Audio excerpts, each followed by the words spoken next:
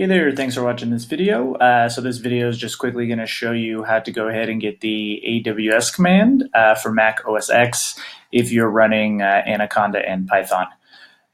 So I think for whatever reason, I don't know, it doesn't get installed where it's supposed to get installed.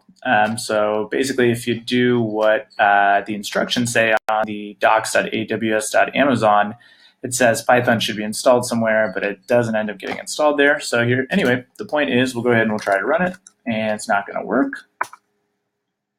Okay, so that sucks.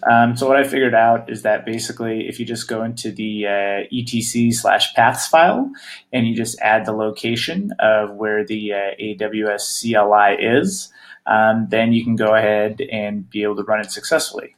So I was using this Stack Exchange. It was like really helpful. And this basically kind of just clued me into the fact that it would be in my local .bin, and it was. So if you go in there, you'd see a bunch of stuff basically related to AWS. So what I'll do is I'll go ahead, I'll just show you here.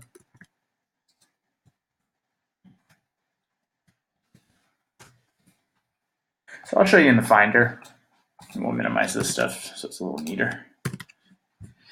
Anyway, yeah, so you can see this is the path right here. If you're wondering how I got here in the Finder, I basically just use Command-Shift-G. And then it would be in users. Yours would be whatever your username is. So user/John Doe. And then this will all be the same. So you'd probably just be changing this part right here.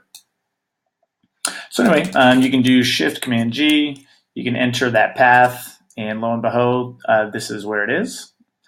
So again, that's different than what the AWS documentation says. I believe it says it gets installed where your Python installation is, which for whatever reason with Anaconda, that version of Python, I don't know, it just doesn't work. So anyway, that's not a big deal because now we know what our file path is. So we're just going to add it to this etc/paths file.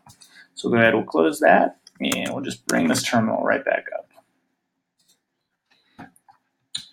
Okay, so all we have to do basically is we'll just do a sudo to give ourselves admin, because this is like a system file, something like that.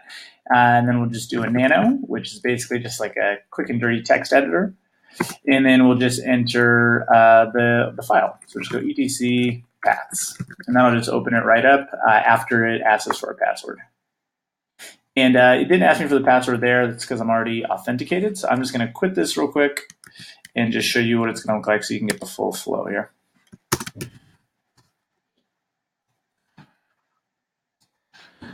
Okay, so here we go.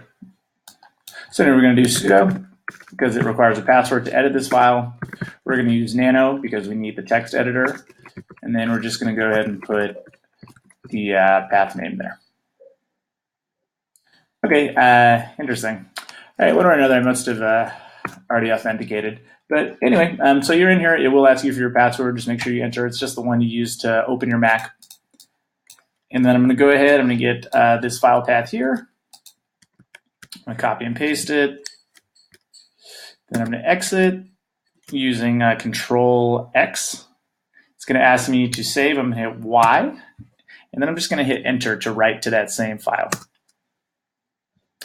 Okay, cool. And then I go ahead and try AWS. Okay, that's because we didn't let the terminal know that it's been updated. So we'll do source just to let it know it's been updated. And then we see now that that appears when we enter the source command. It gets output. So let's try it again.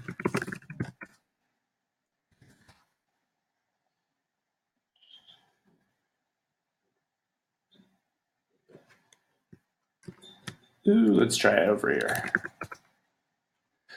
Okay, cool. So for whatever reason, obviously I have no idea how to use the source command, right?